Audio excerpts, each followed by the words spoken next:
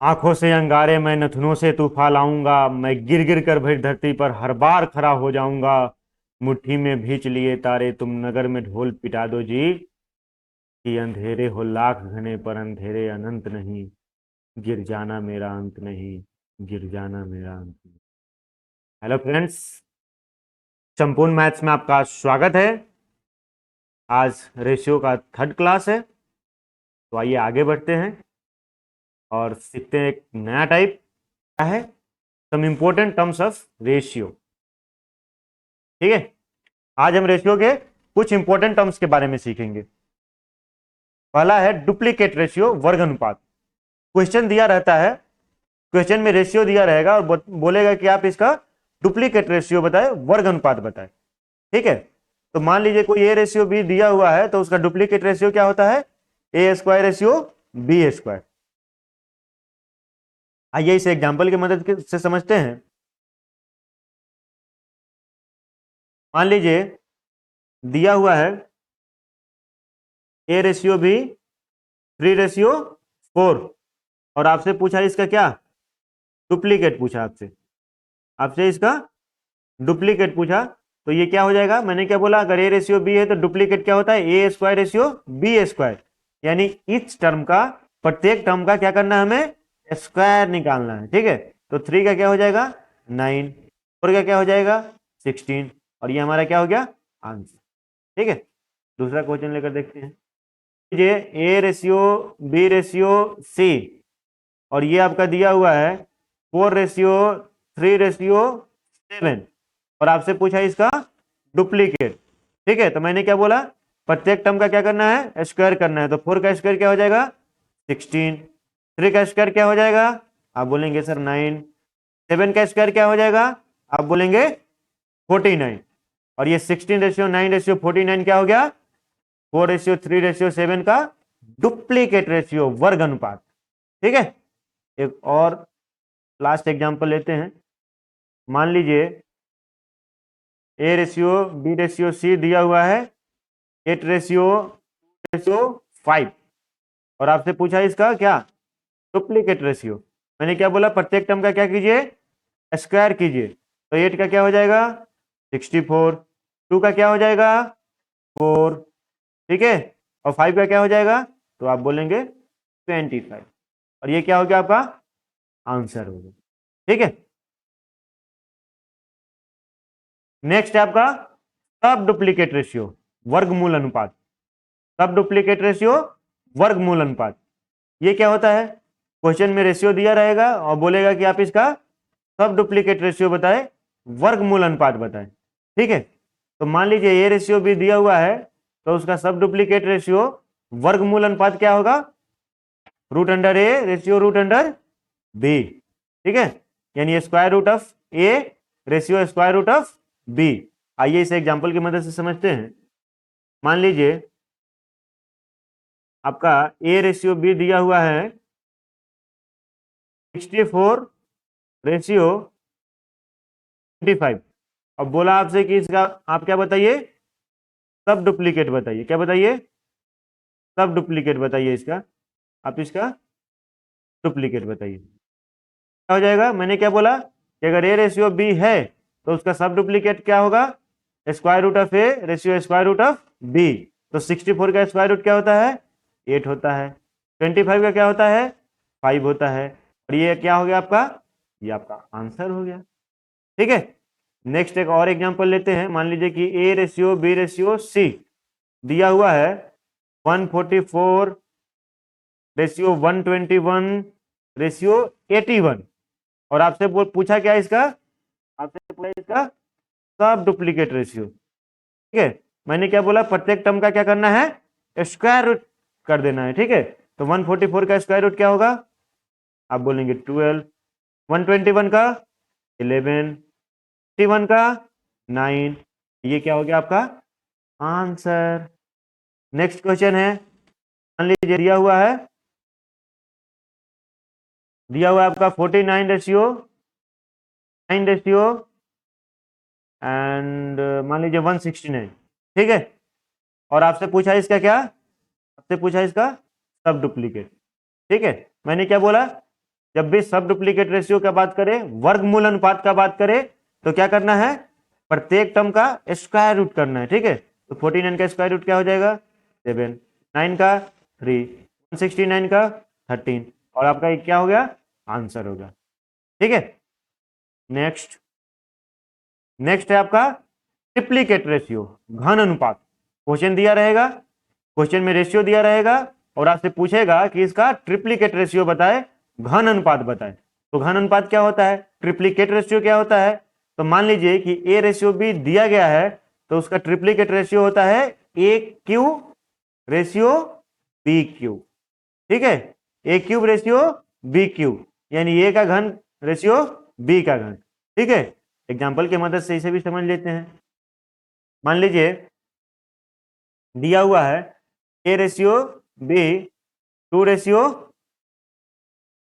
और आपसे पूछा इसका ट्रिप्लीकेट रेशियो। क्या पूछा, ट्रिप्लीकेट रेशियो पूछा। तो मैंने क्या बोला कि प्रत्येक टर्म का क्या करना है, क्यूब करना है। तो 2 का क्यूब क्या हो जाएगा 8 हो जाएगा, 3 का क्यूब क्या हो जाएगा 27 हो जाएगा, और यही क्या हो गया आपका, तो आप बोलेंगे सर आंसर हो गया हमारा। ठीक है, नेक्स्ट क्वेश्चन देखते हैं। मान लीजिए कि A ratio B ratio C दिया हुआ है 6 रेशियो 3 रेशियो 7। क्या दिया हुआ है 6 रेशियो 3 रेशियो 7, और आपसे पूछा इसका ट्रिप्लीकेट रेशियो। क्या पूछ दिया आपसे, आपसे पूछ दिया इसका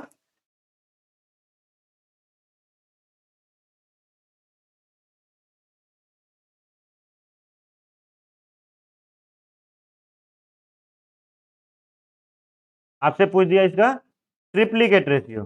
ठीक है, मैंने क्या बोला, इस टर्म का क्या करना है, हमने क्यूब करना है। तो 6 का क्यूब क्या हो जाएगा, तो आप बताएंगे, बोलेंगे 216। थ्री का क्या हो जाएगा, तो आप बोलेंगे 27, और 7 का क्या हो जाएगा, तो आप बोलेंगे 343। और अब इससे ज्यादा ये सिंप्लीफाई नहीं हो सकता है, तो ये आपका क्या हो गया, आंसर हो गया।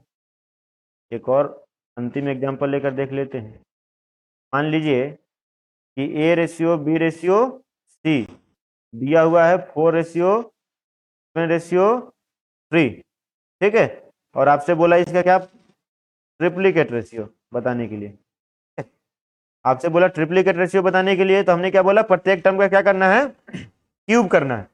तो 4 का क्यूब क्या हो जाएगा, आप बोलेंगे कि 64 हो जाएगा। 7 का क्यूब क्या हो जाएगा, तो आप बोलेंगे 343 हो जाएगा। 3 का क्यूब क्या होगा, तो आप बोलेंगे 27 हो जाएगा, और यही आपका क्या हो गया, आंसर हो गया।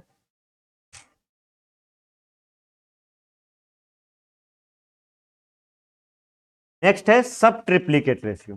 ठीक है, क्वेश्चन दिया रहेगा, रेशियो दिया रहेगा, और आपसे बोलेगा कि आप इसका सब ट्रिप्लीकेट रेशियो बताए, घन मूल अनुपात बताए। तो आपको क्या करना है, मान लीजिए कि ए रेशियो भी दिया हुआ है, ए रेशियो भी दिया हुआ है, और आपसे उसका सब ट्रिप्लीकेट रेशियो पूछ रहा है। तो वो क्या होगा, cube root of A ratio cube root of B. ठीक है, ए रेशियो बी के लिए सब ट्रिप्लीकेट रेशियो क्या होगा, cube root of A ratio cube root of B. आइए इसे एक एग्जांपल के मदद से समझते हैं। मान लीजिए ए रेशियो दिया हुआ है 25 रेशियो 729, और आपसे पूछा इसका क्या, आपसे पूछा इसका, अरे भैया क्यों क्यों ऐसा क्यों, आपसे पूछा इसका सब ट्रिप्लीकेट। क्या पूछा, सब ट्रिप्लीकेट पूछा। तो हमने क्या बोला कि ए रेशियो बी के लिए उसका सब ट्रिप्लीकेट क्या होगा, cube root of A ratio cube root of B. तो 125 का क्यूब रूट क्या हो जाएगा, तो आप बोलेंगे कि सर 5 हो जाएगा। ठीक है, 729 का क्यूब रूट क्या हो जाएगा, तो आप बोलेंगे कि सर 9 हो जाएगा, और यही आपका क्या हो गया, तो आंसर हो। ठीक है, नेक्स्ट है, मान लीजिए कि A ratio B ratio C, और ये आपका दिया हुआ है 27 रेशियो, मान लीजिए 512 रेशियो और 8 दिया हुआ है। ठीक है, और आपसे पूछ दिया, क्या पूछ दिया, सब ट्रिप्लीकेट पूछ दिया। ठीक है, तो हमने क्या करना है, प्रत्येक टर्म का क्यूब रूट करना है, तो 27 का क्यूब रूट क्या हो जाएगा, तो आप बोलेंगे कि सर 3 हो जाएगा। 512 का क्यूब रूट क्या हो जाएगा, तो आप बोलेंगे कि 8 हो जाएगा। और 8 का क्यूब रूट आप बोलेंगे सर 2 हो जाएगा। और यही आपका क्या हो गया, आंसर हो गया। ठीक है, तो जब भी आपसे रेशियो दिया रहे और उसका सब ट्रिप्लीकेट रेशियो पूछे तो क्या करना है, आपको प्रत्येक टर्म का क्यूब रूट लिख देना है। प्रत्येक टर्म का क्या लिख देना है, क्यूब रूट लिख देना है। नेक्स्ट टर्म है कंपाउंड रेशियो, मिश्र अनुपात। ठीक है, मिश्र अनुपात के लिए क्या करेगा, दो या दो से अधिक रेशियो आपको दे देगा, बोलेगा कि इनका मिश्र अनुपात बताए, कंपाउंड रेशियो बताए। ठीक है, तो मान लीजिए कि दो अलग अलग रेशियो दिया हुआ है, ए रेशियो बी और सी रेशियो डी।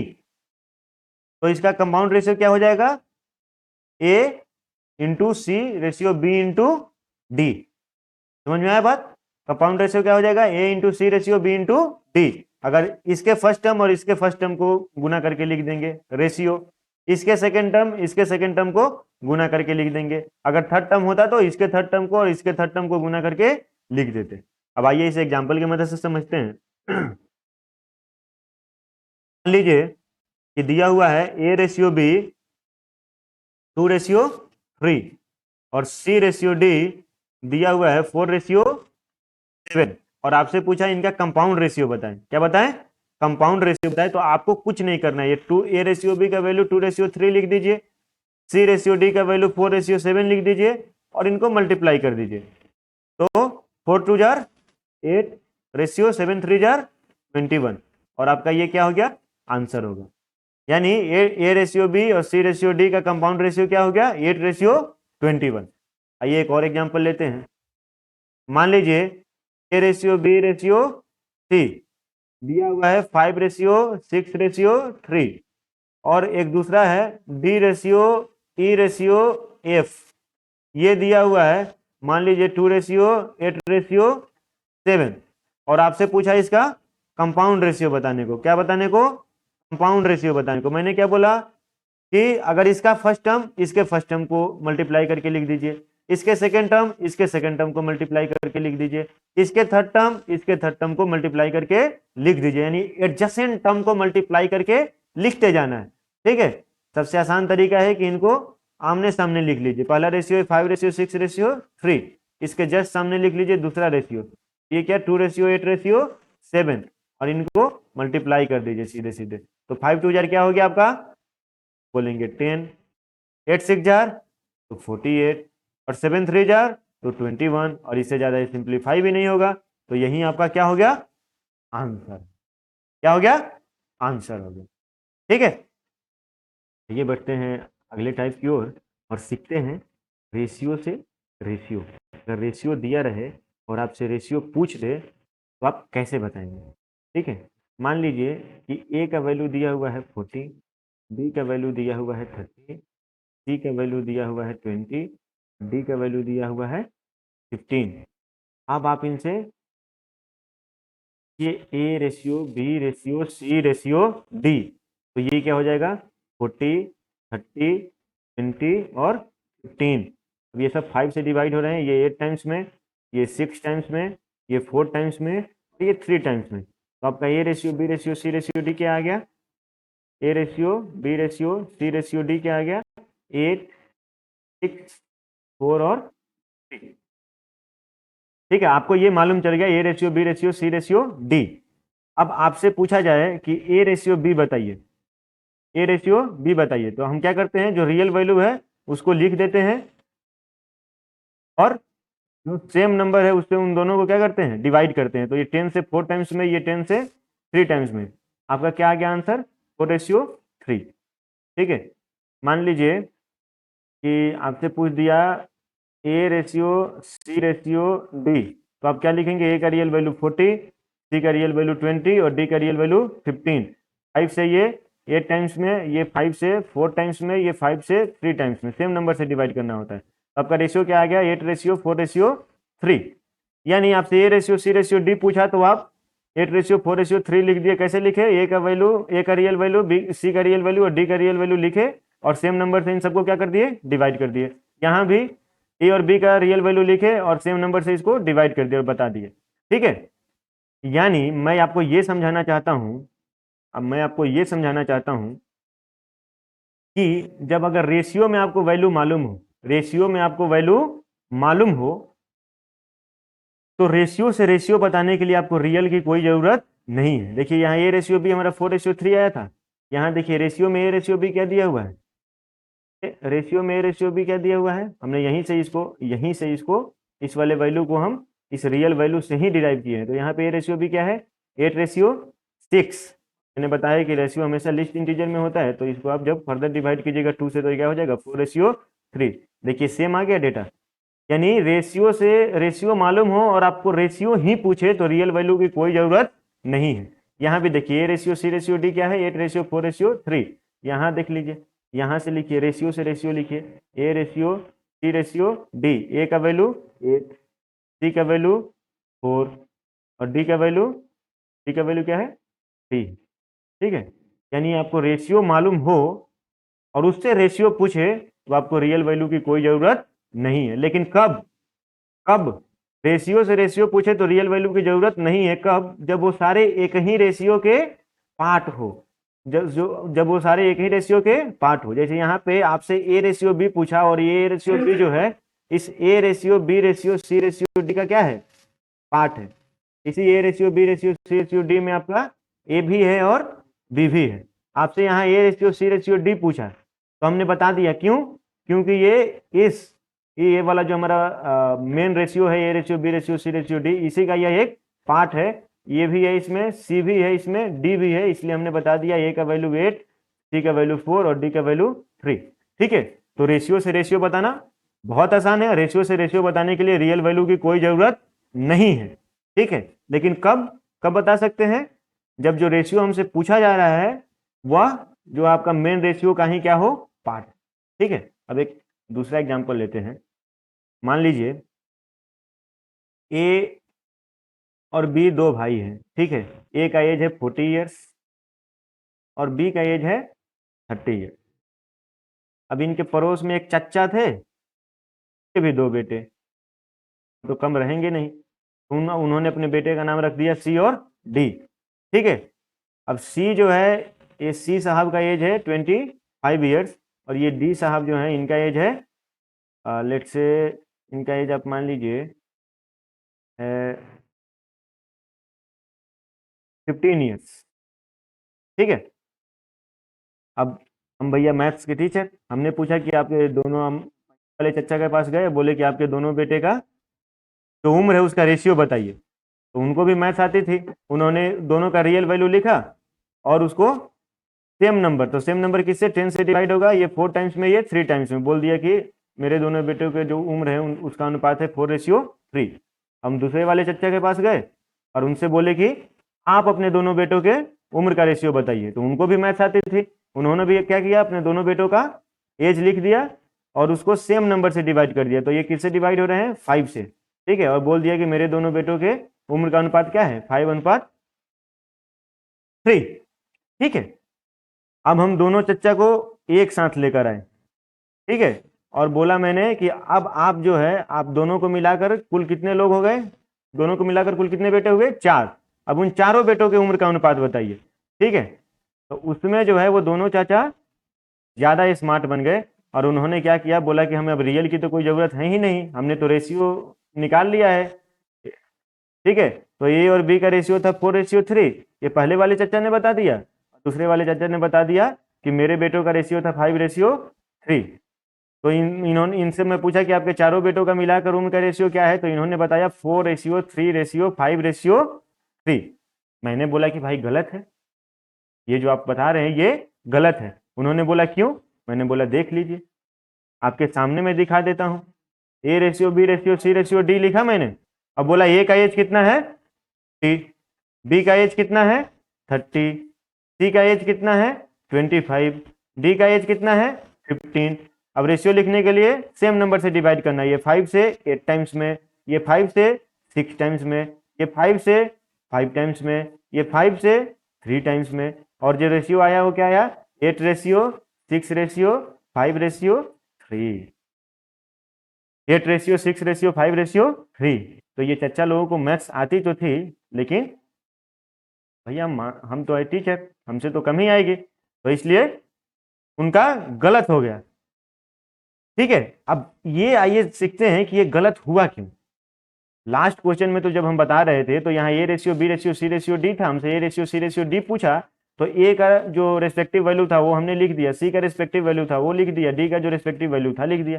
ठीक है, यहाँ चच्चा लोगों ने भी तो यही काम किया। ए का जो रेस्पेक्टिव वैल्यू था 4 वो पहले वाले चच्चा ने बताया, बी का रेस्पेक्टिव वैल्यू 3 उनसे मालूम चल गया, फिर यहाँ से इन्होंने सी और डी का रेस्पेक्टिव वैल्यू 5 और 3 बता के हमको आंसर कर दिया 4:3:5:3, जो कि क्या है, गलत है। हमने सबका रियल एज लिखा तो ए का 40, बी का 30, सी का 25, डी का 15, ये देखिए है ना। और जब उसको सेम नंबर से डिवाइड किया तो क्या आया, 8:6:5:3, जबकि उन्होंने बताया था 4:3:5:3। तो ये क्यों क्यों ऐसा क्यों हुआ, ऐसा क्यों हुआ, अब मैं आपको बताता हूँ। ये भैया एक अलग परिवार है, ठीक है, और ये एक अलग परिवार है, ठीक है। इनके बेटों का रेशियो जो हम निकाले तो हमने किन से डिवाइड किया था, 10 से डिवाइड किया था, और जब इनके बेटों का रेशियो निकाले थे तो हमने किन से डिवाइड किया था, 5 से डिवाइड किया था। समझ रहे हैं, इसलिए यहाँ पे एक यूनिट का वैल्यू 10 है। एक यूनिट हम किसको बोलते हैं, जिससे कि हम डिवाइड कर रहे हैं प्रत्येक टर्म को, तो हम 10 से डिवाइड किए थे तो यहाँ एक यूनिट का वैल्यू क्या है, 10 है, और यहाँ पे एक यूनिट का वैल्यू क्या है, एक यूनिट का वैल्यू क्या है, 5 है। और आप इन दोनों को एक रेशियो बनाना चाहते हैं तो एक रेशियो बना देंगे आप, तो उसका मतलब क्या होगा, तो वहां पे एक यूनिट का वैल्यू सेम हो जाएगा। एक यूनिट का वैल्यू सेम होने का मतलब क्या है कि जब भी हम रेशियो लिखते हैं तो उसके प्रत्येक टर्म को समान नंबर से काटते हैं। अब देखिए यहाँ 4 और 3 के लिए तो हमने 10 से डिवाइड किया हुआ है, और यहाँ 5 और 3 के लिए 5 से डिवाइड किया हुआ है, इसलिए ये क्या हो गया, गलत हो गया। ये अगर सारे के सारे जो है या तो 10 से डिवाइड होकर आए होते या 5 से डिवाइड होकर आए होते तो हम लिख सकते थे। फिर हमने जब रियल किया तो देखिए इसका रियल वैल्यू क्या था, 40, इसका रियल वैल्यू क्या था, 30, इसका रियल वैल्यू क्या था, 25, इसका रियल वैल्यू क्या था, 15। तो यहां हमने क्या किया, सेम नंबर से डिवाइड किया, सबको 5 से डिवाइड किया, 8, 6, 5 और 3। तो ये अब एक ही रेशियो का पार्ट बन गया। समझ रहे हैं, समझ रहे हैं। अब मैं आपको मूलतः यह समझाना चाहता हूं कि जब भी आप रेशियो से, ये सब तो कहानी इतनी बता दी हमने, जब भी आप रेशियो से रेशियो का कंपैरिजन कर रहे हैं, ठीक है, मान लीजिए कि आपको दिया हुआ है A ratio B ratio C ratio D, 2:3:4:5, और आपसे A ratio C ratio D पूछ दे, ठीक है, तो ये जो A ratio C ratio D है वो यह एक जो आपका मेन रेशियो हुआ इसका पार्ट है। देखिए इसमें ए भी है, इसमें सी भी है, इसमें डी भी है, ठीक है। तो आप सबका रिस्पेक्टिव वैल्यू, ए का रिस्पेक्टिव वैल्यू 2, सी का रिस्पेक्टिव वैल्यू 4 और डी का रिस्पेक्टिव वैल्यू 5 बता दिए, और आपका आंसर क्या हो गया, सही हो गया। लेकिन जब दो अलग अलग रेशियो दे दे, मान लीजिए दे ए रेशियो बी 2:3 और दे दे सी रेशियो, ये एक अलग रेशियो और ये एक अलग रेशियो, यहाँ दे दे ये 4:5, और अब आपसे पूछ दे A ratio B ratio C ratio D, और तब आप अगर आंसर कर देंगे 2:3:4:5, तो ये क्या हो जाएगा, गलत हो जाएगा। इसका आंसर होगा क्या, C and D can not determine. क्यों, क्योंकि यह एक अलग रेशियो, यह एक अलग रेशियो, इसके लिए एक यूनिट का वैल्यू अलग है, यह एक अलग रेशियो है, इसके लिए एक यूनिट का वैल्यू अलग है। मैं क्या बोल रहा हूं, यह एक अलग रेशियो, यह एक अलग रेशियो, ठीक है, ये दोनों एक रेशियो नहीं है। इसके लिए जो एक यूनिट का वैल्यू है वो कुछ और होगा, इसके लिए जो एक यूनिट का वैल्यू है वो कुछ और होगा, और आप इन दोनों को मिला रहे हैं, आप इन दोनों को मिला रहे हैं तो तभी मिला सकते हैं जब दोनों के लिए वो एक यूनिट का वैल्यू क्या हो जाए, समान हो जाए। एक यूनिट का वैल्यू कहने का मतलब क्या है, यानी दोनों का जो रियल वैल्यू हो उसको हम समान नंबर से डिवाइड करें, ठीक है। अब मान लीजिए कि A ratio B C ratio D दिया रहे और आपसे A ratio B ratio C ratio D पूछ दे, तो आपका आंसर क्या हो जाएगा, C and D can not determine, ठीक है, क्योंकि यह एक अलग रेशियो, यह एक अलग रेशियो, और इन दोनों में कोई रिलेशन नहीं है, तो हम इनको कंबाइन करके कोई भी वैल्यू नहीं बता सकते। A ratio B ratio C ratio D भी नहीं बता सकते, पूछ देता ए रेशियो सी भी पूछ देता तो हम नहीं बता सकते, क्योंकि ए इस वाले रेशियो का पार्ट है, सी इस वाले रेशियो का पार्ट है, तो हम नहीं बता सकते। रेस्पेक्टिवली बी रेशियो सी भी नहीं बता सकते, बी रेशियो डी भी नहीं बता सकते, ठीक है। तो हमसे कुछ भी पूछता तो हम नहीं बता सकते हैं, क्योंकि इन दोनों अलग अलग रेशियो और इन दोनों से मिला करके हम कोई तीसरा रेशियो नहीं बता सकते। लेकिन लेकिन कहानी में तो भैया ट्विस्ट है। कहानी में क्या है? ट्विस्ट है। मैं क्या बोला? A/B 2/3, A/D 4/5, और अब बोला A/B/C/D। अब मैं बोला कि यहाँ पे आप बता सकते हैं। अब आप कहेंगे कि अजीब पागल आदमी है, कभी बोलता है कि नहीं बता सकते हैं, कभी बोलता है कि बता सकते हैं। तो मैं बोला कि बता सकते हैं, लेकिन कब? कब? जब इन दोनों के बीच में कोई मीडिएटर आ जाए, कोई मीडिएटर आ जाए, इन दोनों के बीच में कोई संबंध आ जाए, इन दोनों के बीच में कोई संबंध आ जाए। अरे मान लीजिए ये जो है, ये कौन है? ये आप है, ठीक है, और ये है आपकी वो, और आप दोनों को मिलना है। दोनों को क्या होना है? मिलना है। तो भैया बीच में तो एक चच्चा चाहिए, मीडिएटर, है ना, जो आपके पिताजी के पास भी आएंगे और इनके पिताजी के पास भी जाएंगे और बोलेंगे कि बहुत बढ़िया जोड़ी है, इनको मिला दीजिए। तो अगर वो मीडिएटर है तब तो हम मिला देंगे, अगर वो मीडिएटर नहीं है तो फिर मिलना मुश्किल है। अगले जन्म की तैयारी कीजिए, ठीक है। तब मान लीजिए कि A/B C/D, यह एक अलग रेशियो, यह एक अलग रेशियो। अब तक तो अगर इतना ही देकर पूछ दे आपसे कि A/B C/D बताएं, तो आपका आंसर हो जाएगा C/D। लेकिन कहानी में एक चचा आ गए दोनों की शादी कराने के लिए, और चाचा ने बोला कि जो B है उसका सारा गुण C से मिलता है, ठीक है, अब मिलाइए इनको। यानी B=C आपको बता दिया, B=C बता दिया, ठीक है। अब जैसे ही इन दोनों के बीच में एक रिलेशन मिल गया, अब आप इन दोनों को मिला सकते हैं, और इन दोनों आप जब ये दोनों मिल जाएंगे तो फिर आप कोई भी रेशियो बता सकते हैं इनको मिलाकर। अब क्या करेंगे? अब इनको मिलाने के लिए क्या करेंगे? तो देखिए मैं फिर से यहाँ लिख देता हूँ, क्या है? A/B 2/3 और C/D 4/5, ठीक है।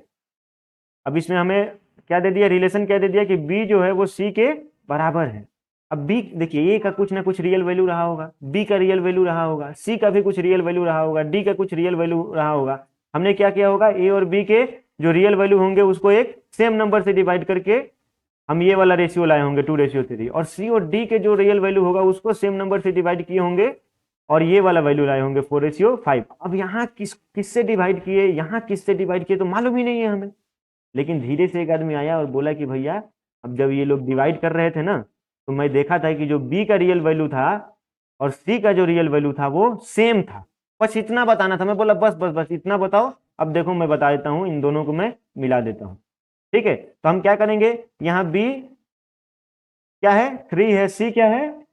4 है, जबकि रियल में तो दोनों समान है। तब इन दोनों को हमें यहाँ भी समान करना है, एक समान करना है, इक्वल करना है। तो जो C का वैल्यू है उससे इस वाले टर्म में मल्टीप्लाई कर दीजिए, और जो B का वैल्यू है उससे इस वाले टर्म में मल्टीप्लाई कर दीजिए। तो कभी भी रेशियो में जो मल्टीप्लाई होता है उससे भी मल्टीप्लाई कीजिएगा, और उसके वैल्यू को प्रत्येक टर्म में करना पड़ता है। तो ये क्या हो जाएगा? 8 और 12, और ये क्या हो जाएगा? 12 और 15, ठीक है। तो 8 और 2, ये 8 और 2/3 को आप 8/12 लिख दीजिएगा, तो कुछ दिक्कत है? अरे आप 2/3 को 8/12 लिख दीजिएगा तो कोई दिक्कत है नहीं। क्यों? क्योंकि फिर हम अगर 4 से डिवाइड करेंगे तो यही वैल्यू आ जाना है। यहाँ पे 4/5 को 12/15 लिखने से कोई दिक्कत है नहीं। क्यों? क्योंकि जब 3 से डिवाइड करेंगे तो ये वाला वैल्यू आ जाएगा, ठीक है। अब इन दोनों को हम मिला सकते हैं। क्यों? अब क्यों मिला सकते हैं? क्यों मिला सकते हैं? क्योंकि अब एक यूनिट का वैल्यू क्या हो गया? समान हो गया। अब एक यूनिट का वैल्यू समान हो गया। अब ये क्या हो गया? 8/12/15, और इसे हम क्या बोलेंगे? इसे हम बोलेंगे, इसलिए इसको मैं बैलेंस करना बोलता हूं, तो इसको हम बोलेंगे 1 स्टेप बैलेंसिंग, ठीक है, 1 स्टेप बैलेंसिंग, ठीक है। एक और एग्जांपल लेकर समझते हैं, बहुत कहानी हो गया। मान लीजिए कि यहाँ पे 2/3 दिया हुआ है, E/F है, ये दिया हुआ है 4/7, और आपसे पूछ रहा है A/B/C/E/F। अगर इतना ही डेटा दे और इससे ये वैल्यू पूछ दे तो आपका आंसर हो जाएगा C/D। लेकिन कहानी में आगे ट्विस्ट है, और ये बोल दिया क्या? B है वो E के बराबर है। हम रेशियो में भी बराबर करेंगे। यहाँ बी है 3, यहाँ ई है 4, रेशियो में तो बराबर नहीं है, तो बराबर करने के लिए इस वाले रेशियो में 4 से मल्टीप्लाई कर देंगे और इस वाले रेशियो में 3 से मल्टीप्लाई कर देंगे। बी के वैल्यू को ई वाले रेशियो में और ई के वैल्यू को बी वाले रेशियो में। अब ये रेशियो क्या बन जाएगा, ये बन जाएगा 8 रेशियो 12। ये क्या बन जाएगा, ये बन जाएगा 12 रेशियो 21। अब आप इनका वैल्यू लिख दीजिए। ए का वैल्यू आ गया 8, बी का वैल्यू 12, ई का वैल्यू 12 और एफ का वैल्यू 21। देखिए बोला था कि रियल में बी और ई बराबर है, देखिए रेशियो में भी ये दोनों बराबर हो गए। अब आपका ये आंसर हो गया। अब आपसे कुछ भी पूछ दे, अब आपसे ए रेशियो ई पूछ दे तो यहाँ से नहीं बताना है 2:4, अब आपको इससे बताना है, क्योंकि आप रेशियो से रेशियो तभी बता सकते हैं जब वो एक ही रेशियो का पार्ट हो। यहाँ पे ये ए इस रेशियो का पार्ट था, ई इस रेशियो का पार्ट था, लेकिन जब ये कंबाइंड रेशियो हमने निकाल लिया तब ये ए और ई दोनों इसी रेशियो का पार्ट हो गया। तो ए का वैल्यू क्या हो गया 8, ई का वैल्यू क्या हो गया 12। फर्दर इसको सिंप्लीफाई कीजिएगा तो आपका आंसर क्या हो जाएगा 2:3। ठीक है, एक और एग्जाम्पल लीजिए। मान लीजिए दिया हुआ है ए रेशियो बी 3:7 और सी रेशियो डी ये क्या दिया हुआ है 5:3। अब बोला क्या कि ए जो है वो डी के बराबर है। किसके बराबर है, डी के बराबर है, यानी ये और ये आपस में क्या है बराबर है। और हम रेशियो में देखते हैं तो रेशियो में भी ये दोनों बराबर है, यानी ये ऑलरेडी बैलेंस है। तो ऑलरेडी बैलेंस है तो हम डायरेक्ट लिख सकते हैं ए का वैल्यू 3, बी का वैल्यू 7, वैल्यू 5 और डी का वैल्यू 3। ठीक है, एक और एग्जांपल लीजिए। मान लीजिए कि दिया हुआ है ए रेशियो बी 7:8 एंड मान लीजिए दिया हुआ है सी रेशियो डी रेशियो 4। और अब आपसे पूछ दे A ratio B ratio C ratio D, क्या पूछ रहा है आपसे,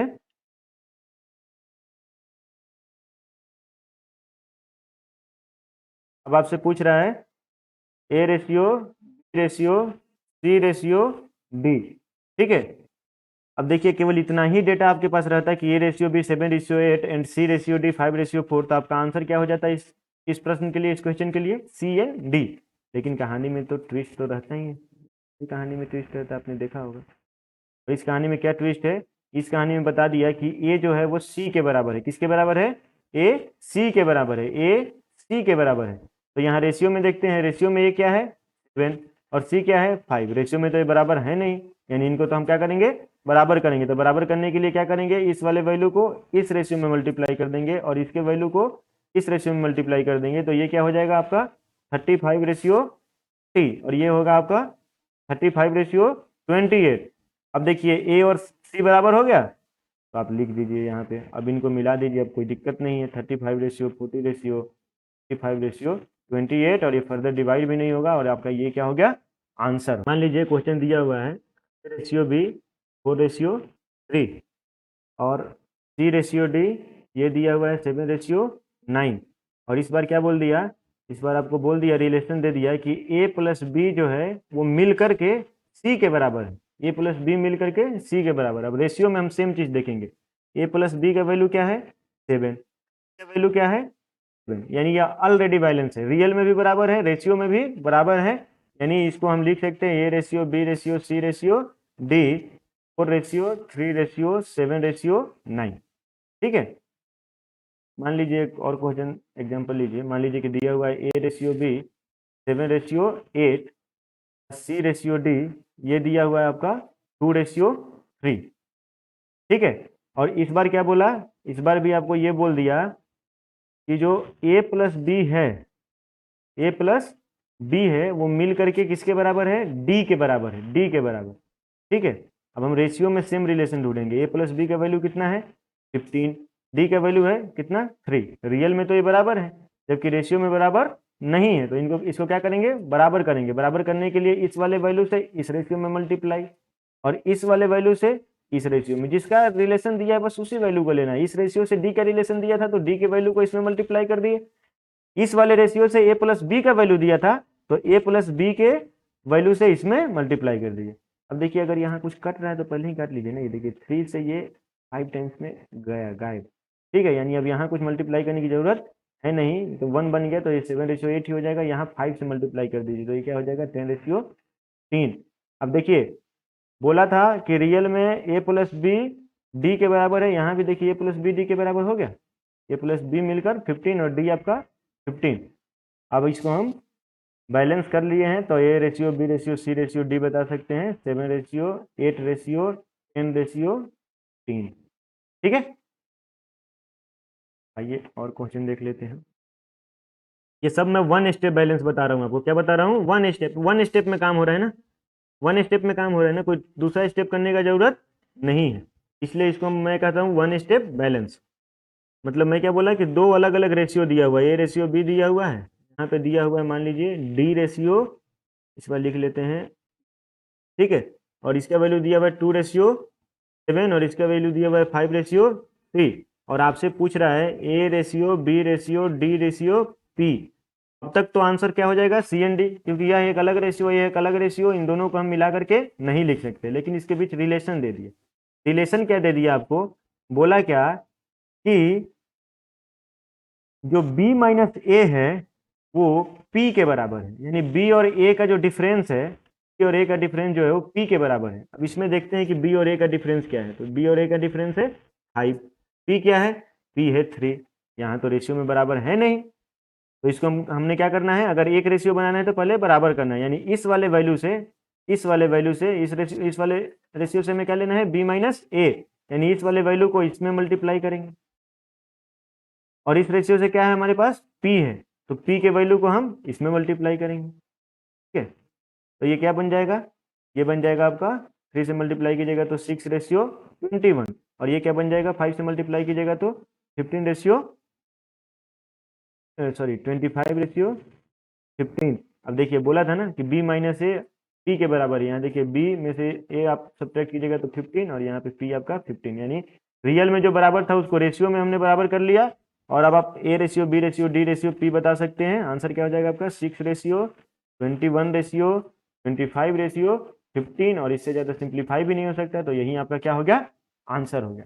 तो यह सब क्या था, वन स्टेप बैलेंस था। ठीक है, मतलब दो या दो से अधिक अलग अलग तरह का रेशियो हमें दिया रहे और उन सबको मिलाकर वैल्यू पूछे, ठीक है, जो वैल्यू पूछे उनसे कंबाइंड वैल्यू पूछे, तो पहले दफा तो हम बोल देना है, देखते ही बोल देना है कि हम इसका आंसर नहीं बताएंगे, लेकिन कब तक नहीं बताएंगे, जब तक कि उनके बीच कोई रिलेशन नहीं दिया हुआ हो। जैसे ही कोई रिलेशन दे दे तो उस रिलेशन से हम क्या करेंगे, उस रेशियो को इक्वेट करेंगे, ठीक है, और उसके बाद हम कंबाइंड वैल्यू बता सकते हैं। ठीक है, बैलेंसिंग का वन स्टेप बैलेंसिंग का एक लास्ट एग्जांपल देख लेते हैं। ठीक है,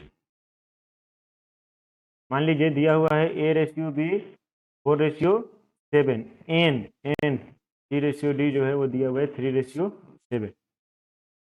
आपसे क्या पूछ रहा है, आपसे पूछ रहा है a ratio b ratio c ratio d। हमने क्या बोला, यह एक अलग रेशियो, यह एक अलग रेशियो, जो आपसे क्वेश्चन पूछा है वो कंबाइंड पूछ रहा है, तो कंबाइंड आप नहीं बता सकते, आंसर क्या हो जाएगा CND। लेकिन कब तक, जब तक कि इनमें कुछ रिलेशन नहीं दिया हुआ हो। जैसे ही रिलेशन दे देगा तब हम कंबाइंड वैल्यू बता सकते हैं। अब मान लीजिए यहाँ पे रिलेशन दे दिया, रिलेशन क्या दिया है कि b जो है वो c और d इन दोनों को मिलाकर, और b जो है वो अकेले इन दोनों के बराबर है। ठीक है, रेशियो में भी देखते हैं, रेशियो में b क्या है, रेशियो में b है 7, और यहाँ पे c और d क्या है, c और d है 10, तो ये 7 और 10 बराबर तो नहीं हुए, ये है 7 और ये है 10, जबकि बोल रहा है रियल में ये दोनों बराबर हैं, तो हमें यहाँ रेशियो में भी बराबर करेंगे। बराबर करने के लिए क्या करेंगे, इस वाले वैल्यू को इस रेशियो में मल्टीप्लाई करेंगे, और इस वाले वैल्यू को इस रेशियो में मल्टीप्लाई करेंगे। ठीक है, तो ये अब क्या हो जाएगा, ये हो जाएगा आपका न्यू रेशियो, क्या मिल जाएगा आपको 40:70, और यहाँ क्या मिल जाएगा, ये हो जाएगा आपका 21:49। देखिए बोला था ना कि b is equal to C plus D, देखिए b अब हो गया 70 और c प्लस डी हो गया 70, यानी बराबर हो गया, रियल में बराबर था, रेशियो में बराबर हो गया। आप कंबाइंड वैल्यू बता सकते हैं, क्या हो जाएगा 40:70:21:49, 40:70:21:49। ठीक है, तो ये वन स्टेप बैलेंसिंग हमने सीख लिया। अब आइए हम सीखते हैं two step balancing. Step balancing क्या होता है,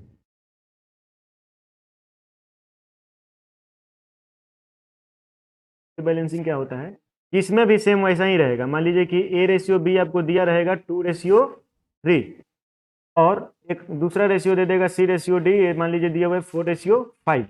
लेकिन यहाँ जो रिलेशन देगा ना, यहाँ जो रिलेशन देगा इन दोनों के बीच में, वो भी रेशियो में ही देगा। वहां रिलेशन डायरेक्ट देता था, देखिए यहाँ बताया था कि बी जो है वो सी प्लस डी के बराबर है। इसमें बता दिया था क्या कि बी और ए का डिफरेंस जो है वो पी के बराबर है। इस वाले क्वेश्चन में बताया था कि ए और बी का सम जो है वो सी के बराबर है। ठीक है, डायरेक्ट दिया था आपको रिलेशन। लेकिन इसमें क्या है कि रिलेशन भी रेशियो में देगा। क्या बोल देगा कि ए रेशियो सी जो है, ए रेशियो सी जो है ये रेशियो 2 है। ठीक है, ऐसा रिलेशन दे देगा कि ए रेशियो सी है वो क्या है, 3:2 है। इसलिए हम इसको क्या बोलते हैं, 2 स्टेप बैलेंसिंग। इसको क्या बोलते हैं, 2 स्टेप बैलेंसिंग। पहले स्टेप में तो क्या करेंगे, ए और सी दोनों को बराबर कर लेंगे। ए और सी जिनके जिनके बीच रिलेशन दिया है उनको बराबर कर लेंगे। और दूसरे स्टेप में क्या करेंगे, जिस रेशियो में बोल रहा है उस रेशियो में उनको लिख देंगे। ठीक है, तो रिलेशन जो दिया हुआ है वो किसको किसको मिलाकर दिया हुआ है, ए और सी को मिलाकर दिया गया, ए और सी को मिलाकर दिया है। ठीक है, तो ए का वैल्यू क्या है, ए का वैल्यू क्या है 2 है, सी का वैल्यू क्या है 4 है। तो बराबर करने के लिए क्या करेंगे, सी वाले वैल्यू से इसमें मल्टीप्लाई करेंगे और ए वाले वैल्यू से इसमें मल्टीप्लाई करेंगे। ठीक है, ऐसे लिख देता हूँ।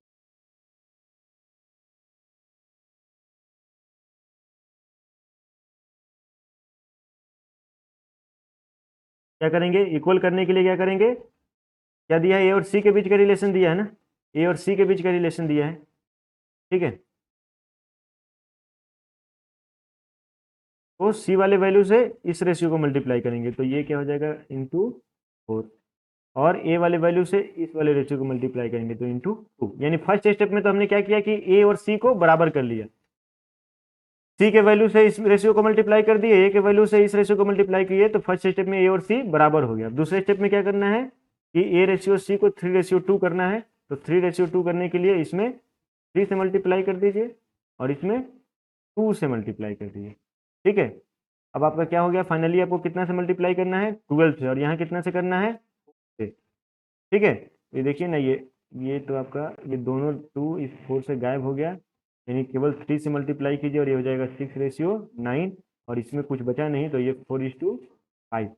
ठीक है, अब क्वेश्चन आपको रियल में मालूम था ये रेशियो सी 3:2, यहाँ पे देखिए ये ए बी सी डी के वैल्यू आ गया ना। यहाँ भी देखिए ए रेशियो सी 6 और 4, जब आप सिंप्लीफाई कीजिएगा तो 2 से सिंप्लीफाई, आफ्टर सिंप्लीफिकेशन क्या हो जाएगा 3:2। यानी जिस रेशियो में हमें बोला था उस रेशियो में हम इसको ला दिए। अब इसको कंबाइंड वैल्यू हम लिख सकते हैं क्या, A ratio B ratio C ratio D हो जाएगा 6:9:4:5। ठीक है, थोड़ा सा जटिल लगा होगा, आगे एग्जाम्पल जैसे ही हम और करेंगे देखेंगे तो हमें ज़्यादा क्लियर होगा। ठीक है, ये क्या है, 2 स्टेप बैलेंसिंग है, 2 स्टेप बैलेंसिंग। ये 2 स्टेप बैलेंसिंग है। पहले स्टेप में तो क्या करना है हमने कि जिसके जिसके बीच रिलेशन दिया हुआ है को इक्वल करेंगे और दूसरे स्टेप में बाकी का काम कर देंगे। मान लीजिए कि दिया हुआ है ए रेशियो बी रेशियो 7, और एक दूसरा रेशियो है, ये मान लीजिए कि दिया है ई रेशियो एफ, और ये दिया हुआ है 4:5, और हमें रिलेशन दे दिया किसमें, हमें बोल दिया कि ए प्लस जो बी है वो मिलकर, ए प्लस बी और एफ का जो रेशियो है वो 2:3 है। क्या है, 2:3 है। अब यहाँ देखिए, यहाँ ए प्लस बी क्या है, और यहाँ पे एफ क्या है 5 है। ठीक है, इन दोनों के बीच रिलेशन दिया हो तो पहले हम क्या करेंगे कि इन दोनों को बराबर करेंगे। तो बराबर करने के लिए इसमें 5 से मल्टीप्लाई और इसमें 10 से मल्टीप्लाई। ठीक है, पहला काम तो ये कर दिए। फिर क्या बोला कि 2:3 करना है, तो इसमें 2 से मल्टीप्लाई और इसमें 3 से मल्टीप्लाई। अगर कट रहा है तो यहीं काट लीजिए, देखिए 5 से ये 10 दो बार में चला जाएगा, यानी यहाँ बच गया 6, और ये हो गया, ये 2 का 2 है तो ये मल्टीप्लाई कीजिएगा तो 6:14, और यहाँ 6 से मल्टीप्लाई कीजिएगा तो 24:30। यानी जो आपका कंबाइंड रेशियो आ जाएगा वो क्या आ जाएगा, आगे आपका 6, 3, 20 और 30। इसको सिंप्लीफाई कर दीजिए तो ये हो जाएगा 3, 7, 2 से 2 से 2 से ये 3, 7, 12, और देखिए बोला था कि ए प्लस बी और एफ का रेशियो, हाँ यहाँ देखिए बोला था ना ए प्लस बी और एफ का रेशियो 2:3 होना चाहिए। देखिए यहाँ पे ए प्लस बी आपका क्या है 10 है, एफ क्या है, एफ क्या है, तो ये ई और एफ था ना, तो एफ,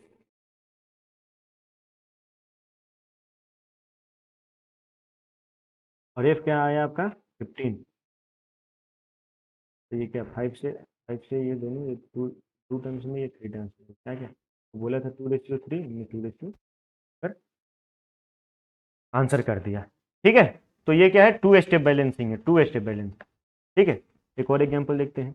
मान लीजिए दिया हुआ है A/B 4:5, C/D, ये दिया हुआ है 3:4, ये क्या दिया हुआ है 3:4 दिया हुआ है। ठीक है, अब इनके बीच आपको रिलेशन दे देगा, मान लीजिए कि रिलेशन दे दिया कि जो A+B है और C+D है, ये रेशियो में 1:2 है। ये क्या है, रेशियो में 1:2 है। तो हम यहाँ भी सेम काम करेंगे, A+B और C+D को लेकर चलेंगे। तो C+D क्या है 7। पहले स्टेप में तो क्या करेंगे कि जिनके जिनके बीच रिलेशन दिया उनको बराबर करेंगे, यानी A+B और C+D को बराबर करेंगे। A+B यहाँ 9 है, यहाँ 7 है, बराबर नहीं है। बराबर करने के लिए क्या करेंगे, C+D के वैल्यू से इसमें मल्टीप्लाई, यानी इसमें 7 से मल्टीप्लाई।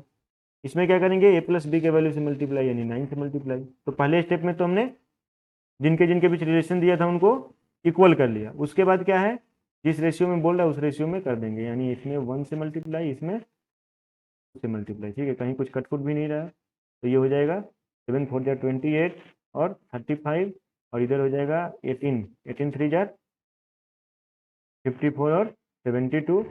अब आप आसानी से बता सकते हैं A/B/C/D, 58:4:72, और ये क्या हो गया आपका आंसर। ठीक है,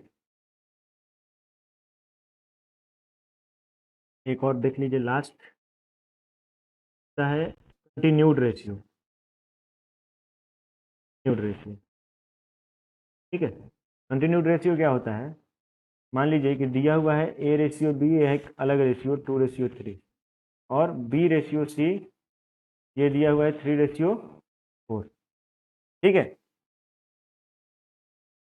यानी इसका जो लास्ट टर्म है वही इसका फर्स्ट टर्म है, तो इसको क्या बोलेंगे, कंटिन्यूड रेशियो बोलेंगे। मान लीजिए एक और एग्जांपल लेकर देखिए, ये दिया हुआ है A/B 2:5,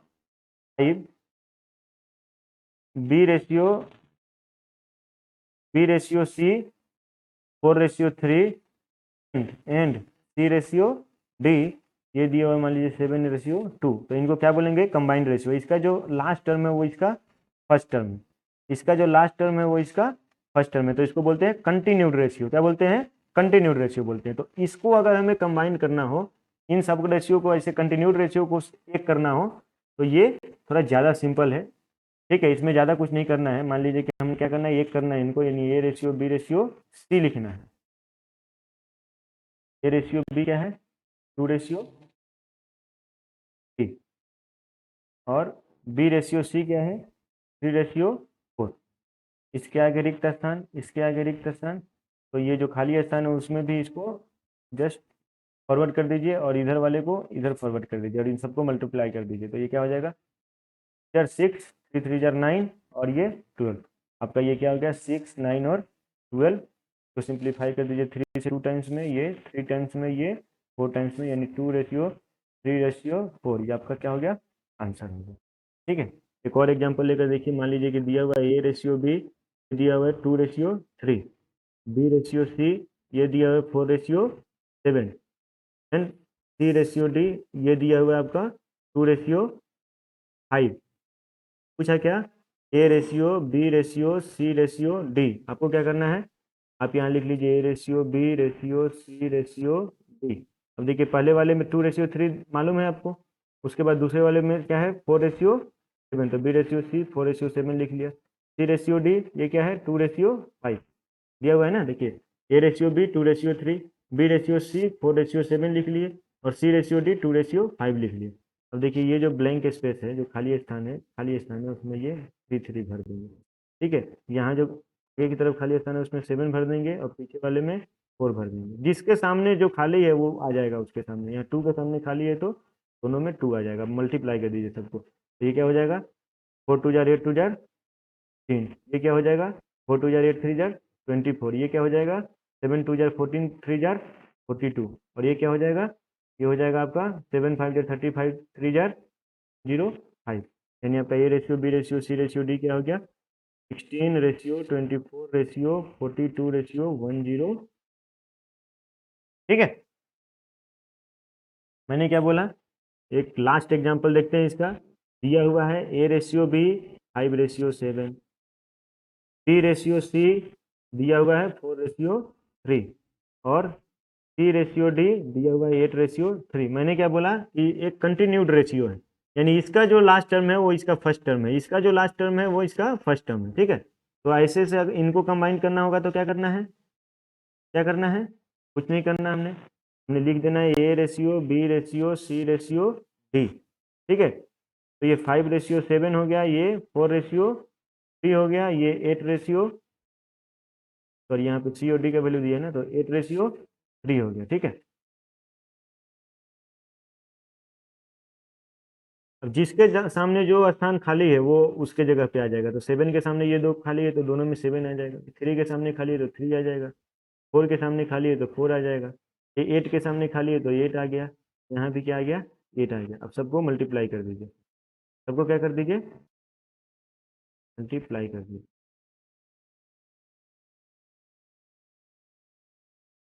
ठीक है, तो ये क्या हो जाएगा, 5 4 जा 20, और 20 में 8 से मल्टीप्लाई कीजिएगा तो 160 रेशियो, ये 7 4 जा 28, 28 में 8 से मल्टीप्लाई कीजिएगा तो कितना हो जाएगा, 8 8 जार 64 के लिए 4 और 6, और 8 2 जार 16 और 6 22।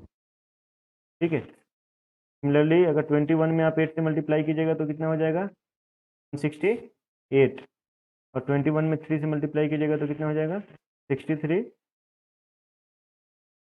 और ये मेरे को नहीं लगता कि फर्दर कहीं कुछ डिवाइड होगा, यहीं आपका क्या हो गया, आंसर हो गया 160 रेशियो 224 24 रेशियो 168 रेशियो 63। ठीक है,